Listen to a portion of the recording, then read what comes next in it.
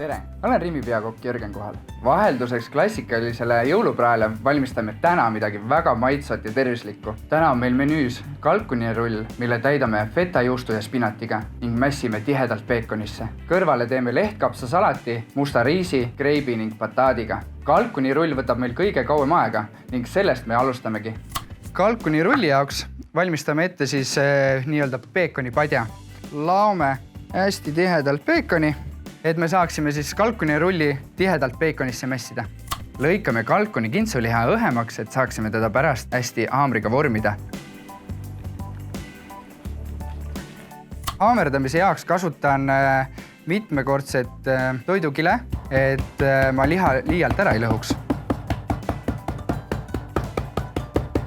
Siis maitsestame mõlemalt poolt soolapipraga ja aeg on täita siis fetajuustu ning spinatiga. Kalkun on maitsestatud, feta ning spinat lisatud ning nüüd keerame rulli.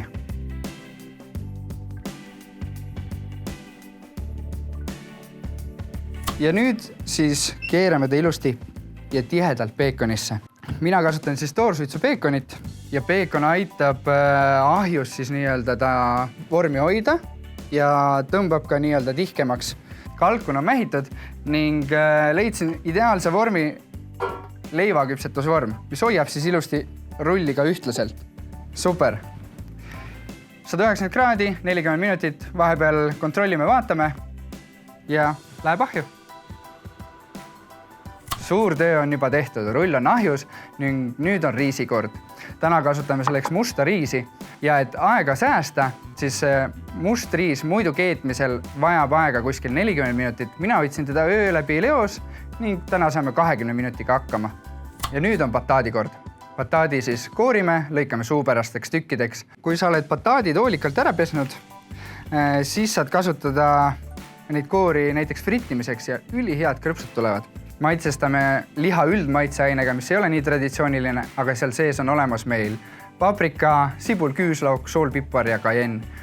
Lisame veel natukene pruuni suhkrut ning oliivõli ning rulli kõrvale 20 minutiks küpsema. Lõikan bataadist suupärased tükid ja siis panni peal maitsestan.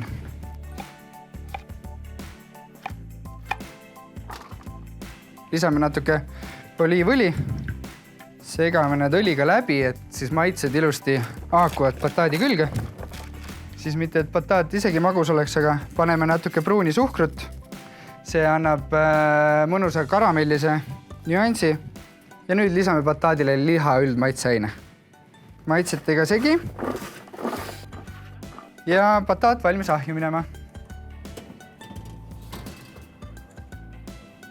Kätte jõudnud aeg salati jaoks. Alustame kreibist. Kreibi koorime, fileerime ja siis sellest saadud sisust pigistame veel kõik mahla välja ja sellest saab meie salati dressing. Ja nüüd fileerime kreipi.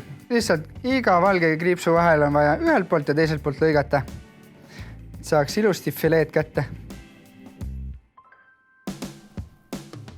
Nüüd saadud sisus siis, nagu ütlesin, pressime mahla meie salatikastme jaoks.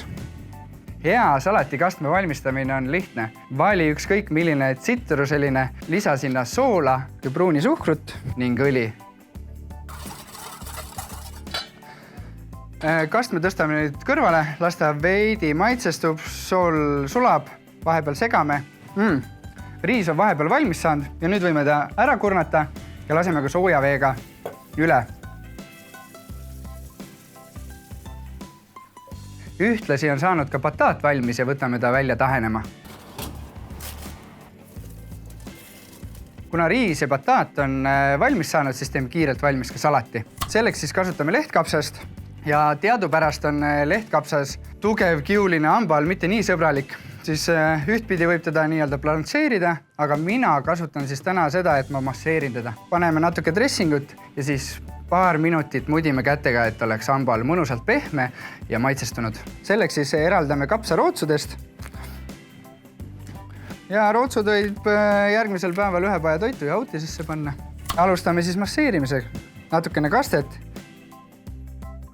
Ja siis hakkame pihta. Maitsed imenduvad ning saab hea värske salat. lehtkapsas masseeritud, kreip fileeritud, kaste kokku segatud, bataat on ära tahenenud ning riis on küps. Segame nad siis kõik kokku.